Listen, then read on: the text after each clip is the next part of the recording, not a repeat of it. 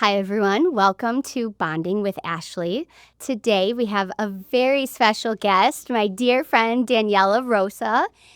Daniella, thank you so much for being here. I'm so excited to be here. Yay. Okay, Daniella, you are the creator, founder of AIEA Golf. Yes. For those who are just joining the party, can you explain a little bit about what AIEA Golf Of is? course. It's my favorite thing to talk about. So AIEA Golf launched fully 1 year ago now. It's a women's Congrats. golf apparel and lifestyle brand that I am super excited about to bring to the world. So it's more of a New York street style and sportswear style for the golf course for women, which doesn't exist, believe it or not, to this day. Until now. Yeah, until so I'm here to bring it to the world, and I'm so excited about it. We're so excited for you to share your journey. I think one of the things that I have found so fascinating is I have had the privilege of watching you grow this over the last year.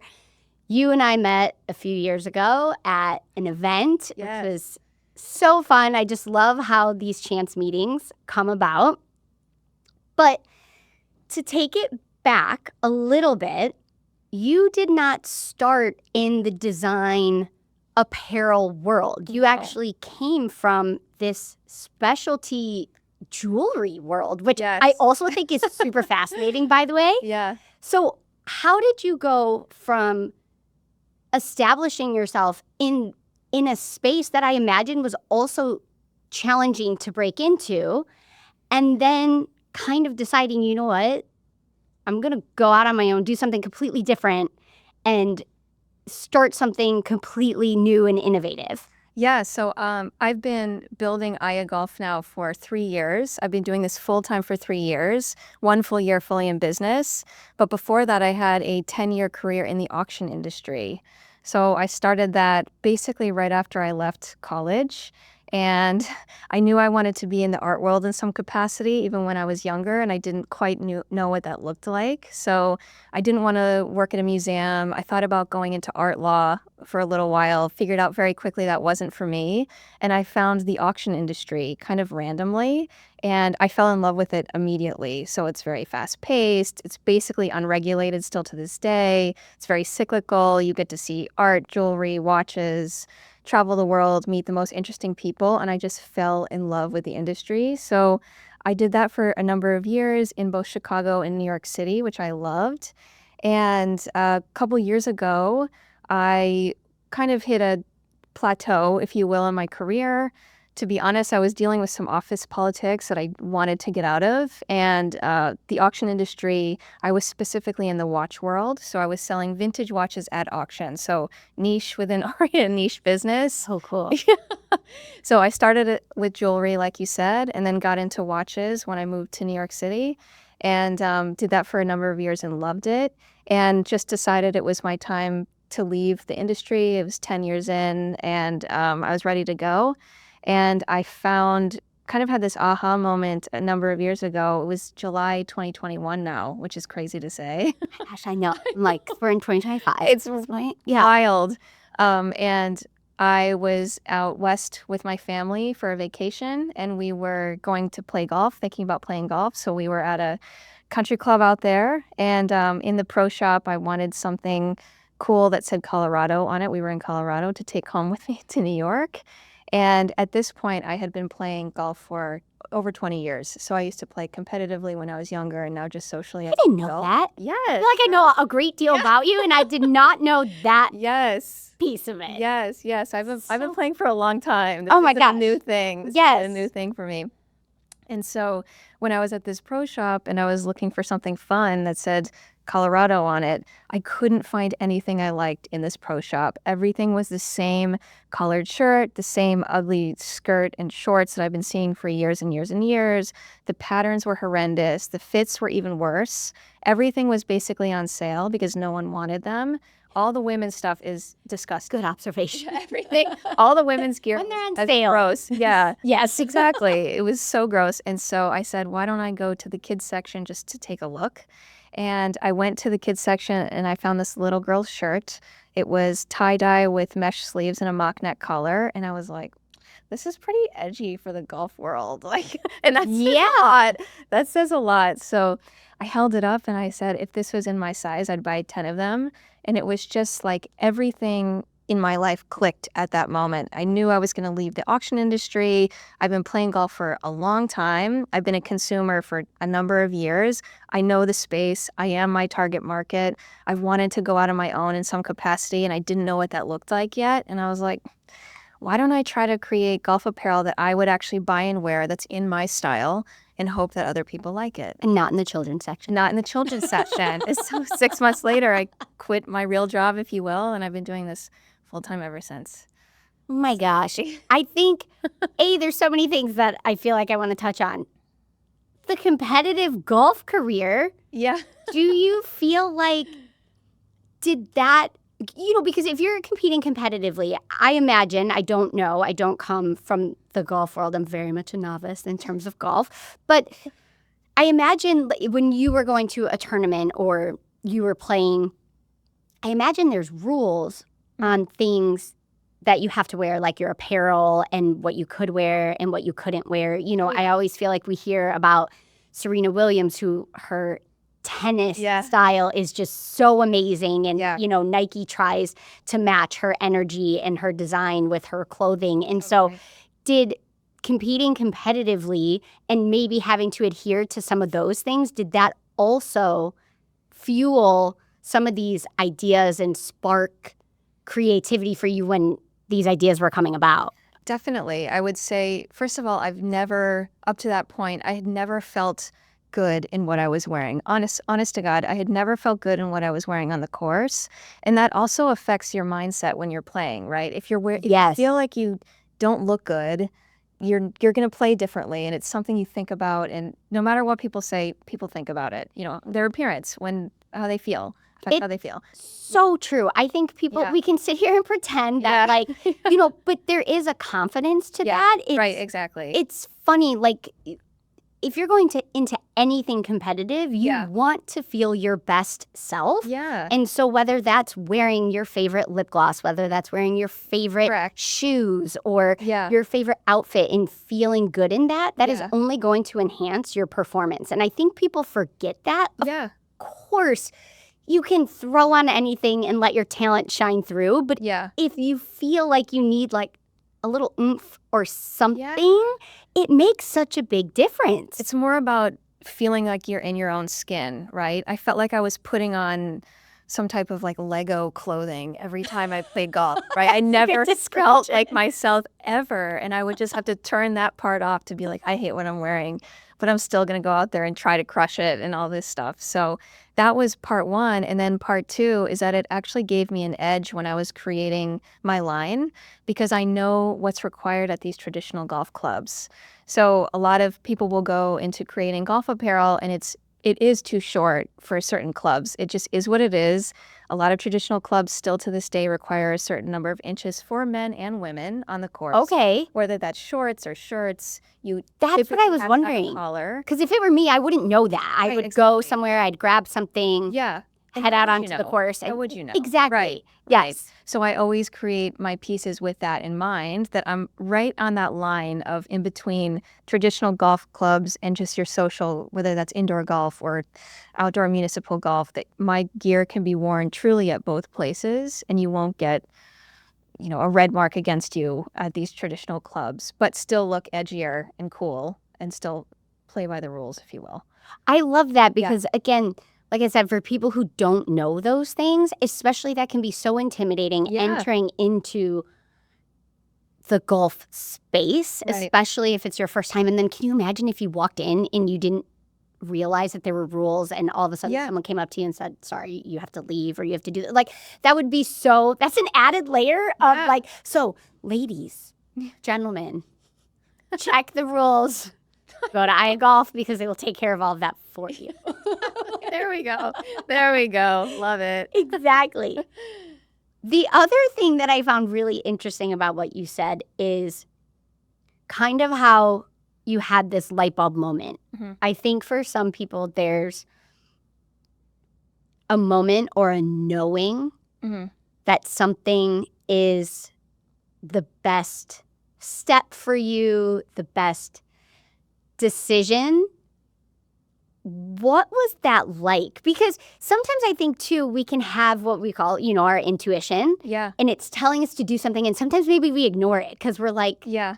is it actually telling me to do that? Or am I reading into this? Like, was it a exciting feeling, a fearful feeling? Like, I guess kind of what did that feel like for you? Yes, it was something I still think about to this day because it hasn't happened before then and it hasn't happened since. It's just, I think it was a God-sent moment that I had, truly. It was a spiritual moment. Everything in my life clicked as I was holding up this little girl's shirt for whatever reason.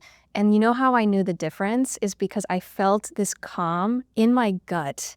It wasn't like an anxious fluttering up here. It was really like in my core. I felt this peace that I've never felt before. And I was like, I could be as afraid as I want and try to get in my head and talk myself out of it. But I know because I feel so calm in my body that this is exactly what I'm supposed to do. I was meant to come here. I was meant to have this moment and I was meant to act on it. It's frankly all that it was. Oh my God, I love it. I got like chills when you were saying that because I do think so many, especially women, like we are told, trust your intuition, trust your gut, all of these things. And there's so many different things out there that talk about that and how can you tune into that more. And I think kind of understanding that differentiation. I love that you talk about how calm you felt because I have read that is kind of the differentiation factor. And I think when certain things align. Yeah, exactly. And you have that moment. That's funny. That's interesting that you feel like you haven't had that since. Yeah. Certain things maybe have been close, but not to that extent. That was like life-changing. Almost like if I didn't take that step, something else would guide me there. It was truly spiritual for me. So you are on the right path. I feel that. Yes. I truly feel that. So in a lot of your decision-making process, you are the founder of this amazing company. You have to make decisions all the time. How do you stay true to yourself and continue to grow your business in the way that you want? Whether that is listening to your intuition or learning from mentors and other people. And, I imagine that's hard because you are the one guiding this ship. Right. Which is exciting also at the same time. But a lot of responsibility. Yes. Personal pressure. Like Superman, with great power comes great responsibility. Exactly. Let's go with that. Yes. So I've learned so many things throughout this process of building a business, but also following my gut. And I think the biggest thing that I continue to work on to this day, and it's something I didn't realize I wasn't doing until I started this process of building the business, was truly listening to my body. And it can sound a little woo-woo, but I tended to always overthink things, always have a certain amount of anxiety that guided decisions and like thought things a million times over. And this was my first experience where I was truly listening to my body. And I have learned to hone in on that and truly trust my gut with decisions that I make about the business, because I knew going into this, I'm not going to do it. I'm not going to risk basically everything I have to not build a business that's not aligned with me. Like, I'm going into this 100% myself, 100% me as myself, and the brand is going to be an embodiment of me. So I need to make sure that's reflected in the right way. I need to make sure that I'm not guided and pushed out of that realm as well. Always take mentorship, always take advice to a certain extent, but to really be careful about not letting others project on you, for example. And if it doesn't feel right, you're right to follow that gut instinct as well. Like, I had to really learn to trust myself, trust my instinct, and that always has guided me in the right direction moving forward, creatively, business-wise, with who I work with, et cetera, et cetera. Which I think is amazing because I don't think, to your point, that's always easy, especially if you have people that you look up to and maybe they have. I even think about things in my life where people have given me advice about things, and looking back at it, I'm like, why did I listen to that person? Not that they aren't intelligent and knowledgeable, but like, I know me better than anybody else, and I know what I can do. Why did I, listen to that in that moment, So I think, I think that's really insightful. I also think especially because you talk about really listening to your body, how do you also stay disciplined to your mission without also becoming overly excited? And you and I were chatting the other day, and I got super excited about ideas. And as I was sitting there thinking, I was like, Daniella, what about this? What about XYZ? Like, have you thought about this? And you're like, well, yeah, actually, I have. And, I've learned a lot of things in the last year, and some of those are going to guide me on where I'm going next. And sometimes I think for me, I'm like, oh my God, am I thinking 5 steps ahead? Like, how do you stay disciplined and true to yourself, and also knowing what's right for your business at that time frame? Because you were so kind to be like, well, I have thought about that. It is something maybe like, 5 years from now we'll dig into that. But right now, which I think is really important. Because I think people can go from 0 to 100 and miss all these things in between, and they might move fast, but do they also fail and not get to where they want to be? Yeah. That is something actually I dealt with almost at the beginning of building the business. So even when I was trademarking the name AIEA Golf, I thought, do I trademark AIEA Golf or do I straight go into AIEA Athletics? Yeah. Do I do another athleisure brand? I mean, that's a huge. That's actually what we were talking about. I was like, I was like, because I'm like, oh my God, I can envision all of these different things. And I'm like, oh, exactly. Yes. And it's hard. I think my secret sauce up to this point has been staying niche and staying really focused on women's golf. There are 45 different directions I could take the business, and I want to do all of them, of course. I mean, that's one of the beauties about being a creative person, is that you can take one thing and make a million things out of it, right? Yes. But staying really focused on why you started, building that foundation, and then really building your customer base, your client base, finding your people that are really your people and who are your core AIEA Golf girls, if you will, and then building it out from there, just seeing how it pivots naturally. Because I also think that we are, a lot of times there's so much online about put $5,000 in and make $1 million by the end of the year, which is total BS, by the way, and it drives me nuts every time I see that. I love to hear you say this because absolutely wild. I'm like, have they ever actually started a business? You're like, really? Like, I don't. Yeah. Some people do it, but I'm just saying that there's this pressure to be the next billionaire in a year, and it's like the reality of it is, if you want a sustainable business and to be sustainable as a human, you have to start somewhere. You have to build a foundation. And so anytime I feel like I'm being driven away from that, I always recenter and just say, look, this is why I started. This is my mission. These are the resources that I'm working with, and I will eventually get there if I want to. But the foundation has to be strong, because a lot of these brands just go in too quick with too many things. And you may be making tons of money selling 20,000 hats made out of garbage material, but there's no foundation there. People are going to see through that very quickly. And then your brand image is gone. You have to start again with something new. Yeah, that is, it's something that I talked about with one of my other guests as well. And she talked about, really kind of staying true to what she knew, and then build from there. And she's in the creator space, which is also really interesting. And I think that's also a good tip for people who, to your point, want to start something. I think as creative individuals, I know for me, sometimes, like I said earlier, I have so many different ideas that I'm not really sure where to even start. Yeah. And then you have some people that are like, yeah, put irons everywhere. Yeah. But then at the same time, you're spreading yourself so thin. So what I love hearing about that and how you are really focused on your business is really staying true to what you initially set out to do. And then, of course, you can grow from there. But really staying true to that, I think, is really good advice for people, and also hopefully helpful for the creatives who are like, I don't know where to start. I don't know which avenue to go in. And it's kind of almost like, just pick one. Right. And go for it. Exactly. And see where it goes. Exactly. And that's the hardest part, is just starting.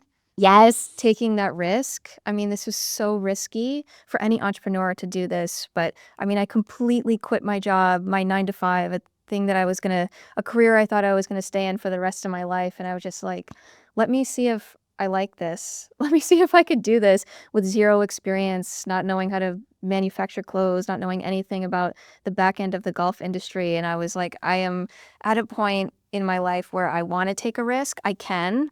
Yeah. I was lucky that I was able to do it. And, you learn a lot from that process too, about yourself and just how you can build a business from the ground up. That's something I think is really interesting that you just said, is you did not know how to design clothes. Not at all. But No. I love that you didn't let that stop you from going for your overall vision. Because here's me like, oh, that sounds like a great idea. I don't even know how to start that. But it's like, if you have an idea and you have a passion for something, you can figure it out. Yeah. Like, if your passion is aligned with who you are as a person, if the money, of course, I want this to be my livelihood. Of course, I want to make money. We live in a world where we have to survive, and we need money to survive. So, yes, I think we should all we can all feel financially, goal-oriented as well as following our actual passions. Right. But what gets me up every morning, knowing that there are going to be things that I'm not prepared for, it's just the fact that I'm very aligned with the vision and mission of the business and what I'm trying to do. And it's so much more than the clothes. Yes, I want to have every woman feel fantastic on the golf course. That would make me thrilled until the end of time. But it's also about community building in the space and opening up people to golf culture, not just the sport itself. And that's one of the things I want to show people, and one of the things that drew me to the sport and why I still am in it. It's more about the community, the fashion. There is a lot of golf fashion, the different skills that you need as an athlete to play golf. Yeah. Technical mindset, and the fact that you can play golf by yourself or with others. There's a lot of layers to the game that I feel like people get intimidated by, but it's so beautiful too. And so I really want to share that with people and also have them feel great while they're trying something new.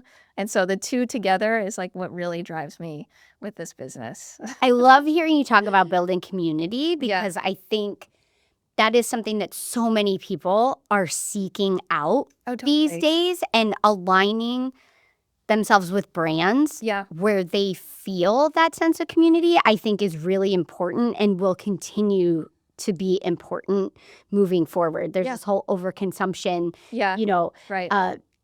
realm and topic going on right now, and I think people are kind of looking to go back to what things align with their own values, what things can they, get out of a purchase that is beyond just their actual purchase. Right. The other avenue of community building that you are also working on with AIEA Golf is a Web3 development, which is so intimidating to me. I don't know if anybody else feels that way. I know. I feel like I ask you all these questions. I don't even know what that means. You tell me. I barely know. Like, what should I do? So what made you decide to add a Web3 component into your business? And how is that going? Like, are you still having fun with that? Like, what's happening with that? So I knew when I had the concept for this business that it was going to be, the clothing was one part of it, but also the community building, like you're saying, is the second part, and a very important part. And how I wanted to do that was integrating Web3 tech into the business. And why is because I have a personal interest in this space. I think it's so cool. It's the next generation of internet and how we're all going to be connected in 5 to 10 years from now. I just love the technology behind it. That's literally all it is. That's why I'm integrating into the business. But there are a few other things within that I love. So first of all, it's new. It's new to the space. So for example, one of the ways I'm community building or planning on doing that this year is I'm actually chipping some of my garments. So what that means is I put Interesting. get ready to be Ooh. mind blown. Oh my gosh, yes. Okay, yes. Sorry, continue on. So I put a scannable chip, for example, in behind the logo of a puffer vest that I'm creating. And so what that will do is when the customer scans the chip or the AIEA Golf logo, they'll have access to this AIEA Golf ecosystem that I'm building that still is in the works. And I've done 5 iterations of it up to this point already, and I'm still figuring out what it looks like. But at the foundation, it'll give you a number of things right now. One, it'll show you the specs for the actual garment. So where it was produced, Interesting. what it's made of, where the fabrics came from, and it'll show you a traceability factor for that actual piece. Wow. 2, down the road, you could actually resell the piece if you wanted to. That doesn't make super sense right now for my stuff, but down the road, that could be a thing. You could resell the piece and get a royalty from it. I know. So it's like engaging with the love customer that, in a different actually. way. Yeah. Well, because I feel like, even in my own closet, there's things that I have that I've had for years that Right. still are in amazing condition. Yeah. I still feel like they can be worn, and I hate to just not give them to someone Right. that may be able to turn it into like the coolest Yeah. looking thing and Yeah. accessorize it and do all these things with it. And so, and again, to that overconsumption point, Right. it's like there are so many well-made things Right. and clothing items that we should be figuring out ways Yeah. to do things like that. Right. I agree. And it also shows you actually where the garment was produced, if the companies are being real with you about what is in the actual piece. Quality over quantity for sure is becoming a bigger theme in life, and I'm glad. Like, everyone should want higher quality clothes in their Yes. closet that can last longer. And then what other things within the portal, eventually I want to gamify the experience, so a way that I can talk to the customers in a different way. For example, like, okay, I have this shirt, here are 3 color options. What color do you think I should make X, Y, and Z garment in my next round of clothing? And like, give this. people an option and a say in what I produce down the road, because I never had a say in what golf apparel looked like. I just had to wear the ugly pieces and dealt with it. So it's a way of engaging with the customer in a different way that's like feels fun and new and fresh and low pressure. Which I love that. Because like Yeah. you said, who doesn't want to feel a part yeah. of something? And Yes. again, all of those things that you said really are creating this community. I think that's what I find so interesting about all of the new technology is how can we really bring people together and give them a sense of community through this technology? And I think that's a brilliant way to bridge that gap. Yeah. Oh my gosh, I'm so excited. I'm excited too. I have a know. bunch of I things will are say gonna you roll out. tease certain things on Instagram. Like I Yeah. always get excited when you guys do like, of Yeah. course, like there's the fun, this or that. But then Yeah. there's also you guys are like, oh, should we focus next on designing this or this? And I'm Yeah. like, ooh, I want this. Like, and it's so exciting for me as a consumer and like a social watcher. And I'm like, oh my gosh, Yay, I'm I'm actually glad you gonna love make it. I that. do. I really do. I really want to engage people. I want people to have a say in Yeah. next rounds of clothing. Like, that should be a thing for a lot of brands, and no one does it. So That's amazing. I am also envisioning like, hopefully we're going to do this again, 3 years down the road. Yeah. And I'm envisioning like a Roblox partnership and like, oh, you girl, we are on the same wavelength. I was just talking about that earlier today with someone. I was like, Were I could do AIEA Golf clothes on Roblox characters. Check or mark. Love it. and Lego. I mean, we Oh, talked about heck yeah. Lego earlier. Oh, Yeah, such great I know. There's so many things brand to do. partnerships. Totally. Yes, we're gonna. Yes, this is gonna get squared away. I'm very excited. So when we do our follow up, everybody, you Yay. can hold us Okay. to task and see There you go. see how this is actually. I love it. I love it. Oh my God, I'm so excited. So there are so many facets of your business that you are growing brilliantly. How do you manage your energy and your time? And what I mean by that is this is like your passion, your baby, so to speak. I put that in quotes. Like it is. yeah, you know, like it is. And I have to imagine, since it's really you making these decisions and having this responsibility to this idea that you've been, you know, if you want to say aligned or almost like gifted with, how do you also not get burnout? Like that's a lot for one person. And in order to stay at your best self, how do you deal with that and keeping yourself healthy and open to creativity? It's very difficult. I definitely burned myself out last year, and I can look back now and say I learned a lot from that. You know, during it was a wildfire of a year in a good way, but I made a lot of mistakes. I dealt with a lot of people I shouldn't have. I was spreading myself very thin, and you put a lot of pressure on yourself, especially as a first-time founder, to say, okay, I left this 9 to 5. You had a schedule, right? I could turn to work after I left and for the weekends. And so you think when you go out on your own, you can make your own schedule, which you do. But 3 years in, still, I have a hard time finding a schedule because I almost feel guilty for not when I'm not working. I'm sure. Totally. I feel totally guilty. I've gotten better at that because I was getting burnt out. My body was changing. Like I was like, okay, I'm so tired that I can't actually function and make real decisions that I need to, and things are getting put on the side.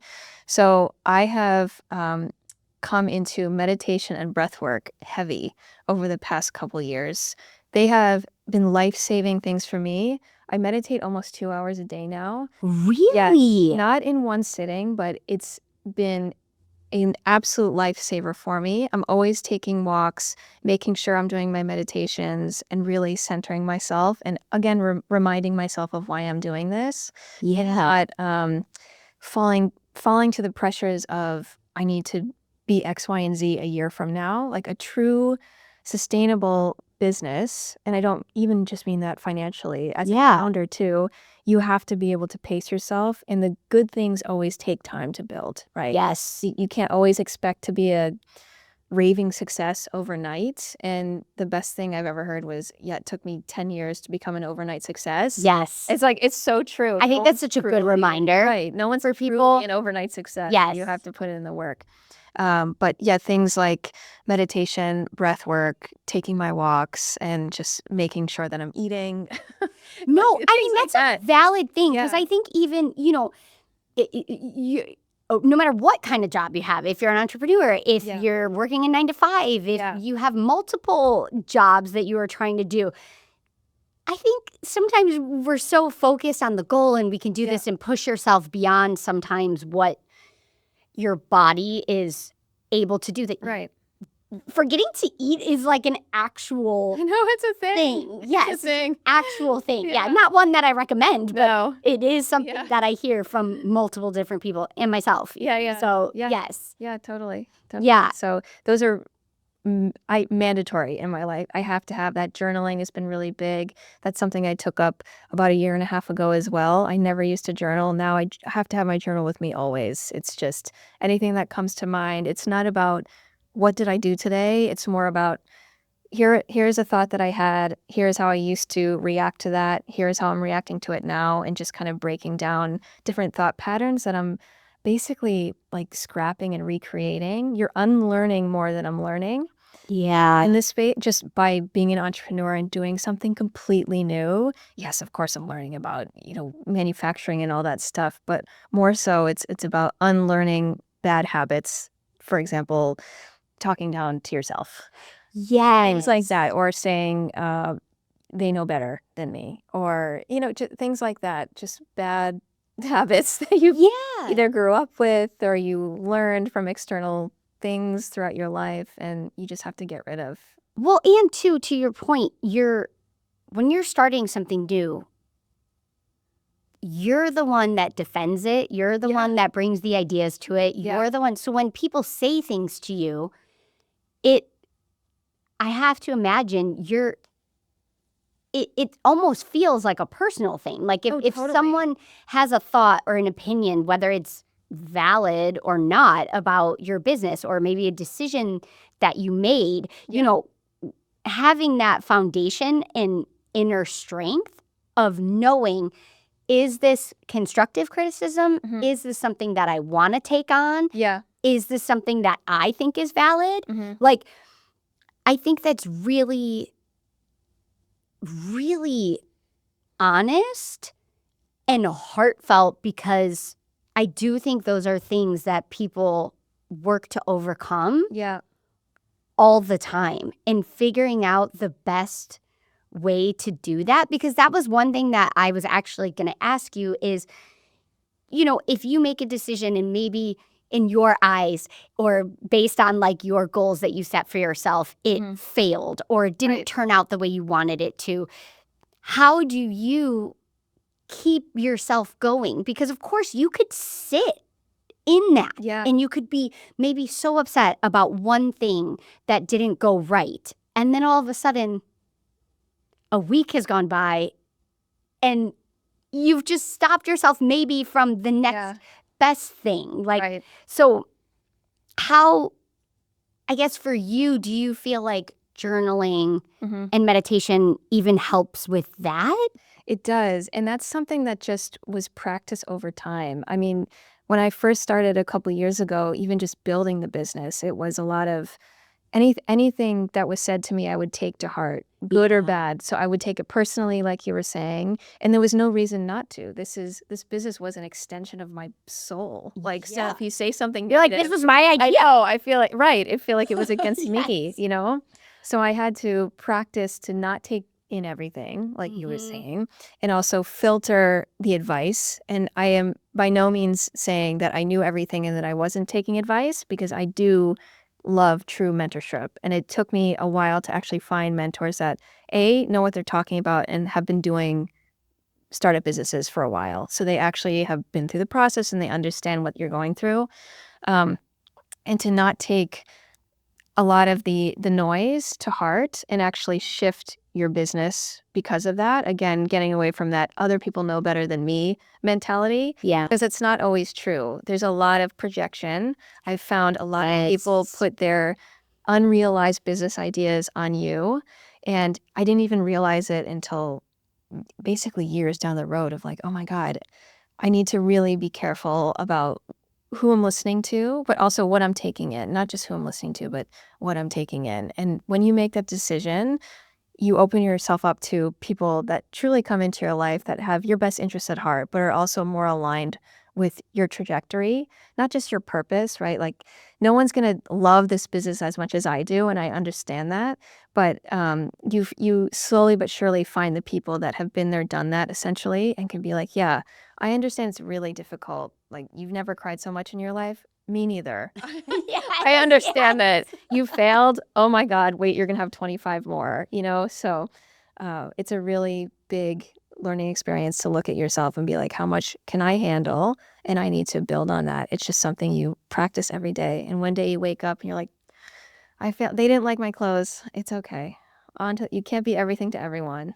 You can't be everything to everyone. So that is a very good reminder. Yeah. You know, I think that was, you and I kind of talked about that the other day too, because we were just talking about, you know, wanting to feel inviting to so many groups of people and wanting to like reach every single person. And I feel like that's an interesting tie-in, because even on the personal level, it's like you're not going to be everyone's totally cup of tea. Yeah, exactly. Thank you. Yes, like you're not. And one thing that, you know, someone in my life used to tell me all the time growing up, there's always going to be someone smarter. There's always going to be somebody prettier. There's always going to be somebody taller. There's always going to be somebody smarter than you. Yeah.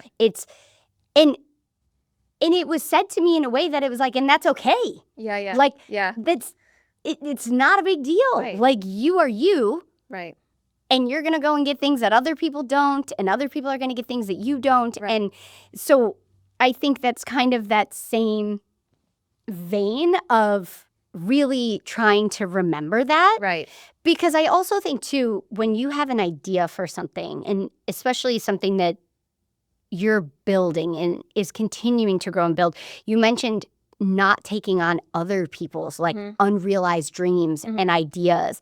And that, I think, is also challenging to discern, because you want to surround yourself with people who genuinely have your best interests at heart. It's and true. Sometimes that's hard to know Yeah. and really evaluate and understand that. So I mean, that's a really great thing that I feel like you're mentioning now and very early, I would say, in your business to know that. Yeah, I feel like the past couple years, and I say this with a lot of respect for where I've come to this point, but I feel like I failed fast, and I don't mean that in a bad way. I like that. I do. I feel like I failed fast. I was throwing spaghetti at the wall, and just anything that would stick, I was like, yes. Anyone that would talk to me, I would take it. Anyone wanted me to drive to them to sell stuff out of the back of my car, I was doing it. I still do some of that now. Yes. You have to do what you have to do. Yeah. You get to a point where you have to say to yourself, okay, this is who I am within the business. I need to be really focused on building it in a different way and not being everything to everyone, and also taking the advice and aligning myself with people again that have been in a similar spot or understand the overall vision, not just like, okay, you're creating women's golf apparel. Anyone can do that, and there are a million brands out there. But why are you doing it? Who are you as a person behind the brand? Who do you want to attract? And move forward with that, and make sure that the noise doesn't get to you too much, because there is a lot of noise, and I can't tell you how many people have to my face told me, I don't like your clothes. And it used to just rock me off my boat. I would go home and cry and be like, this is the worst. Do that? They Also, do. Some people, I'm like, why? Why do you think know. that you Right. that's a good idea? No, again, not saying that everybody has to like everything, but No, I know. is that necessary? It's not necessary. But then you do the work and realize it's about them. It's not about you. Yes. Not everyone's cup of tea. The clothes will never be everyone's cup of tea. And that's okay. That is okay. I made this brand for myself. I made the clothes for what I like to wear. Not everyone's going to like it, and that's okay. But a lot of people do. I do love it. That's when we get to that point where it's like, find your people. Yeah, exactly. Which is something that my goal is through this podcast, is to help people understand that everyone has people. Yeah. And you just have to find them. Yeah. I think going back to how you and I met, I think I want to inspire women our age. We're not in our 20s anymore. We're a little bit older. Making friendships, I think, is a little bit different than when you're in the high school, college, 20s age frame. And you really are trying to find supportive and encouraging and caring individuals. And I don't necessarily think that's easy to find. Not. I feel very fortunate. I feel like I have a good group of people, and I feel so fortunate when I meet people such as yourself, like in a new environment, in a new atmosphere, and then finding, oh my God, this is how this person and I met. Yeah. Like, it's so fun how that aligns. Yeah.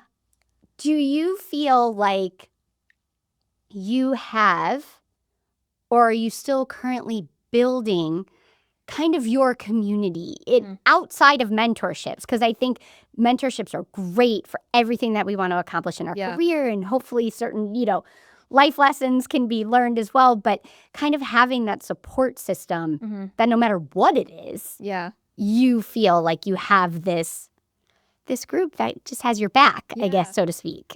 I feel like everyone goes through friendship waves, right? You want different things at different parts of your life. Yes. You were saying college, you want something different than right now. Right now, I am definitely looking for substance, right? Yeah. And that is just real, like even at the base of it, just you be you, no judgment, I'll be me, no judgment, and we could just hang out, that kind of thing. Yes. And it is difficult It's always difficult to make friends, but especially as you get older and you're looking for Yeah. different things. But I feel like when you're intentional about having certain types of people in your life, if you want certain values in your life, they will actually come. You'll end up finding those people naturally. Like I feel like when we met, it was like a love at first sight friendship vibe. Yes, We just hit it yes, up it right was. away. Like we've known each other It forever. was. Yes. And we don't see each other all the time, but we just pick up where we left off. And that's a beautiful thing to me. Those are the friends that I want, not super needy or like, they're always, this and that. And we get it. We're both at different points in our careers and things like that. Yes. And last year I had to go through a couple girlfriend breakups, if you will, friendship Oh. breakups, right? And that's really hard to do. Yes, and I think that's something that not a Yeah. lot of people talk about. We No. talk about romantic Yeah. partnership breakups, and Right. I do think that our friendships Yeah. are equally as important and devastating if I think it's something harder doesn't. to break up That's what with. I was gonna say, because Yeah. you always think Yeah. like your friend is your friend, Right. like, and yes, to your point, I'm gonna jump backwards. Like I feel the same way. You and I met, and it was just like, yeah, Yeah. we're gonna be friends. Like, yeah. I think there's also a vulnerability that Right. I think helps. I feel like the older I've gotten, the people that have newly entered my life, I guess, if you will, are people that I felt like I could be vulnerable with. Yeah. Yeah. And it was reciprocated Mhm. in a great way Yeah. and reciprocated. Right. And then it's like, Yeah. oh my gosh, I really know this person. Right. Like, to your point, I'm like you said, sometimes like you and I go months, and then Yeah. all of a sudden we're just like, oh my God, yes. Like, Yeah. and we're back. Yeah, Like, exactly. you know? Yeah. So, yes, but okay. Dive a little bit more into these friendship breakups, because I think so many people are feeling so alone Totally. in this world right now. Yeah. And I want to help remind people that, those feelings are valid, Mhm. that it might feel like you're alone, but remembering Mhm. that you're not. Mhm. And so what was that like for you, or how did you overcome those feelings? Because it's a grieving process. It is grieving. And I noticed that I needed to do that when I felt like energy was just being taken out of me every time I was with these certain friends. And we're in different life paths, and I always respect everyone's journey differently. We're doing different things. No judgment, Yeah. total compassion, but it's also like, okay, I need to be real with myself about the people I want in my life. And that doesn't just mean boyfriends, like romantic relationships. I need to have people in my corner that are truly in my corner, not just as a cheerleader, but as someone who can be an ear. Yeah. Someone who can really sit down and be like, okay, I can tell something's off. What's going on? And we don't have to go too deep, or we can. And it's very non-judgmental. And It's like, can we just sit in the same room yeah. or go for a walk? And it's Yeah, okay if be we don't silent talk. together. Yes. Yes. Exactly. Like, I do Yeah. think there is a comfort that comes Right. from physical, Right. like, closeness. Yeah. Like, whether Absolutely. it's going for a walk or just Absolutely. like, oh, yes. Yeah. Hey, People that don't drain one of my you. favorite people is here. Yeah, exactly. Okay. And there's no pressure. It's not like we have to Yes. engage all the time. It could just be chill and like normal. Yes. So I'm ever tired, I just want to hang. I just want to hang and like read a book. Everyone has like, 5 different side hustles. I think everyone is tired. Like, Yeah. we have to figure out ways to connect that Yeah.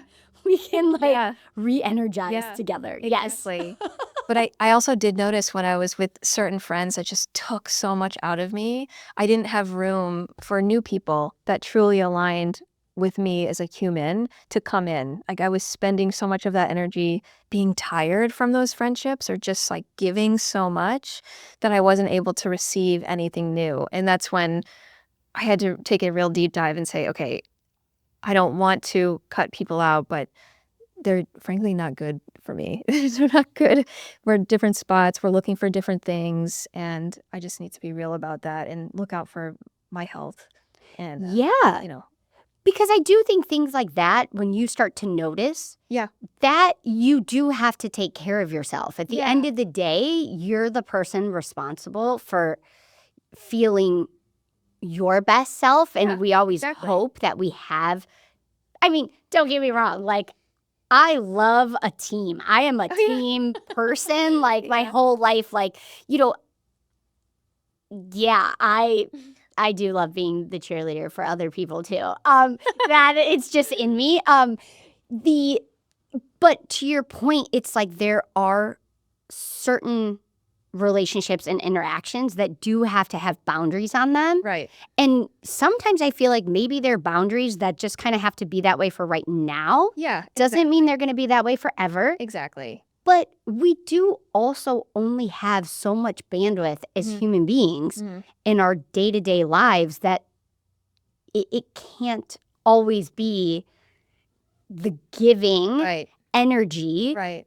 that's not also fueling you. And to your point, of course, everything comes in waves, right? Sometimes maybe we'll have a friend that we have to give a little bit more to, you know? You read all these really interesting things about romantic relationships, and sometimes, there's one partner that floats kind of both people for a while, and then it flips, and then they kind of fall back into balance. And but yeah, I think that's important, and I think knowing that you have to do that can be really hard. Yeah. Because that doesn't mean that you don't care about someone. That's right. Yeah. That doesn't mean that there has to be like a huge full-blown incident that happened, that kind of like made it that way. Exactly. It's just kind of that knowing of like, oh, this is best moving forward. Right. Right. And sometimes and that can still be sad even if you're the one making that decision. Exactly. It's really difficult, especially because it can be difficult to meet people that you love, you care about, and to make that decision to like let them go in a way, or separate for a moment is really hard, especially as women. I feel like too, we need connection. Everyone needs connection. Yes. As women, we all need connection, but I think true. Girlfriends, friends that are women, it's really important at any part of your journey, married, single, starting a business, being in a career for 10 years. You just need people in your corner. That's the thing is I really encourage everyone to try and find like your corner. Yeah. Like you said, because I think it makes a world of difference. I am so grateful for all of the women in my life. And I will say even the men in my life that I have great friendships with. But there is something about having your female friendships that, I don't know, just really make you feel good. They bring an energy, I think, that just fuel all of your passions and everything that you want to accomplish. And so, so I think that's amazing though, but I think that's very real because that's a real piece of friendships and a real piece of life and moving through different stages. Right. What piece of advice would you give to, because we kind of touched on, our age, but there is this whole younger generation of people who are moving through a new time period with technology and all of these different things, something that you are becoming so well versed in. And what advice would you give to younger women to help them find their corner of women? Ooh, that's a great question. I would say one thing I've always done, even since I was younger, is I really like to try things that I'm not good at. So for example, I just joined a writing club. I don't write. I don't write novels. And I was like, I'm going to find creative people that are doing something different. Really, you have to take the risk, if you will, of putting yourself out there because you will naturally find those people.